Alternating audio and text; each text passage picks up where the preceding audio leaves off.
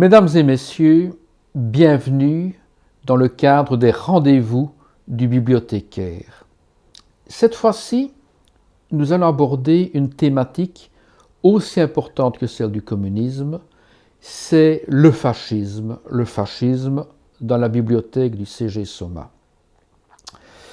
Et, vu l'importance extrême de ce phénomène, nous allons devoir le ventiler en 3 épisodes.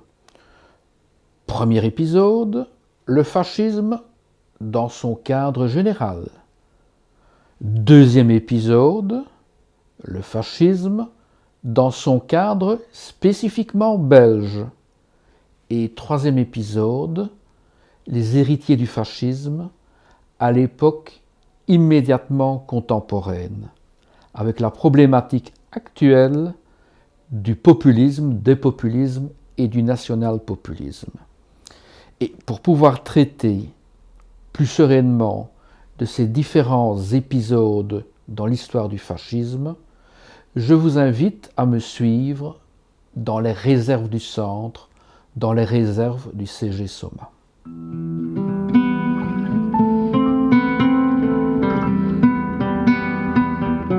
Ah, qu'est-ce que le fascisme ?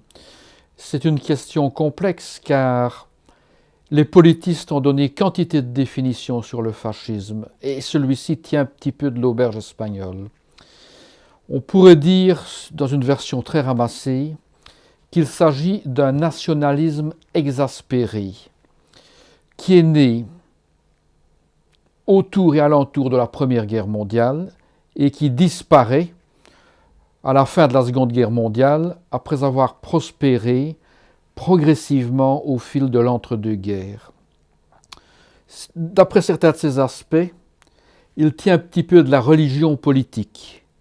Et sur le plan programmatique, il est un peu attrape-tout, étant entendu qu'il témoigne d'une réaction contre la démocratie parlementaire et que, né de la guerre, il a en lui une charge belligène qui l'amène à se présenter sous une forme généralement militarisée. Et ce fascisme aura naturellement une descendance sous forme du néo-fascisme ou du néo-nazisme. Un dernier point, il existe des différences substantielles au niveau doctrinal entre le fascisme dit latin, à l'italienne, à la mussolinienne, et le fascisme allemand, le national-socialisme, qui lui est plus ouvertement raciste et antisémite que son frère italien, son frère le fascisme italien.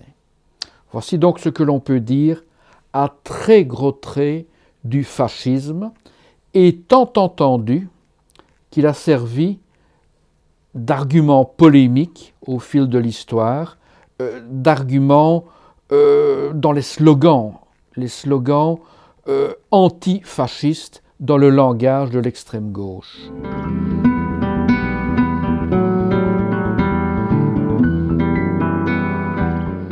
Nous avons des centaines et des centaines d'ouvrages intéressants, l'histoire du fascisme dans notre bibliothèque. Nous avons des approches purement scientifiques, nous avons des approches plus polémisantes, et les deux se mêlent et finalement se complètent.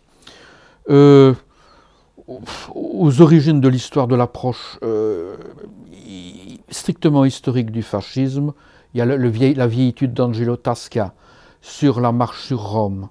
Mais par la suite, nous avons des machins beaucoup plus récents de Renzo De Felice et d'Emilio Gentili.